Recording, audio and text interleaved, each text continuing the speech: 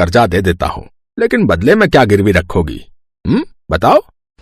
हमारे पास ले देकर एक तालाब ही है भान सिंह जी। अरे उस नाले जैसे गंदे तालाब का मैं क्या करूंगा भाई? उसके बदले तो कोई ढेला भी ना दे। एक काम करो, तुम मुझे अपने खेत के कागज दे दो और 2 लाख रुपए ले लो, ठीक है? कीर्ति अपना खेत गिरवी नहीं रखना चाहती थी, क्योंकि ले देकर उनकी कमाई का एक वही जरिया था। लेकिन उसे न चाहते हुए भी भान सिंह को अपने खेत के कागज देने पड़े और उसने साहूकार से 2 लाख रुपए ले लिए। माँ तुम चिंता मत करो, देखना बाबा का इलाज अच्छे से हो जाएगा, वो पहले की तरह एकदम ठीक हो जाएंगे। हाँ भगवान करे ऐसा ही हो। थोड़ी देर बाद पूरा परिवार बस में बैठकर शहर के लिए निकल पड़ा। वो लोग शहर के एक बड़े अस्पताल में पहुंचे, जहां उन्हें पता चला कि हरिया की किडनी खराब है और इलाज में 4 लाख रुपए लगेंगे। अब गीता और दोनों बहनें चिंता में आ गई। उन्हें फिक्र सता रही थी कि बाकी पैसों का इंतजाम कैसे होगा। तभी कीर्ति तू एक काम कर, तू काव्या को लेकर गांव जा। वहां छोटे वाले कमरे में एक पुराना संदूक है, उसमें मेरे चांदी के कुछ गहने हैं, जल्दी से वो सब लेकर आ जा। पर माँ उनसे क्या होगा, हमें पूरे 2 लाख रुपए और चाहिए। अरे कुछ तो होगा, बाकी का भी देख लेंगे। गीता की बात मानकर दोनों बहनें वापस गांव चली आईं और घर पहुंचते ही उन्होंने उस संदूक को खोला। ये पहली बार था जब उन्होंने उस संदूक को खोला था।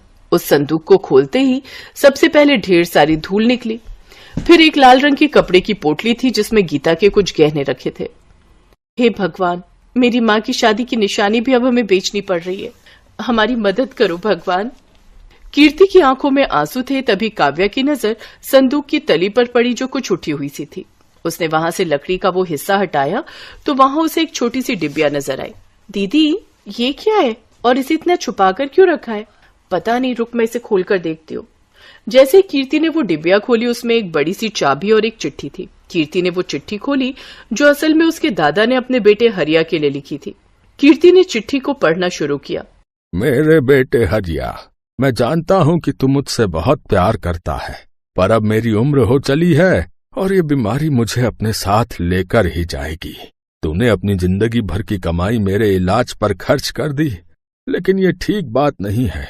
आगे तेरी संतानों को भी पैसों की जरूरत पड़ेगी। एक राज छिपा कर रखा मैंने तुझसे, ताकि तू या तेरी संतानें सही वक्त आने पर उसका इस्तेमाल कर सके।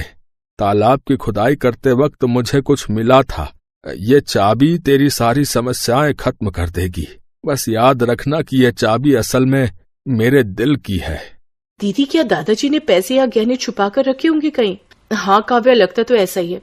तू सोचना, जरूर दादाजी के पास कुछ ऐसा था जिसकी मदद से वो खुद का इलाज करा सकते थे, लेकिन उन्होंने वो हमारे बाबा और हमारे लिए छोड़ दिया और अपने प्राणों का बलिदान कर दिया।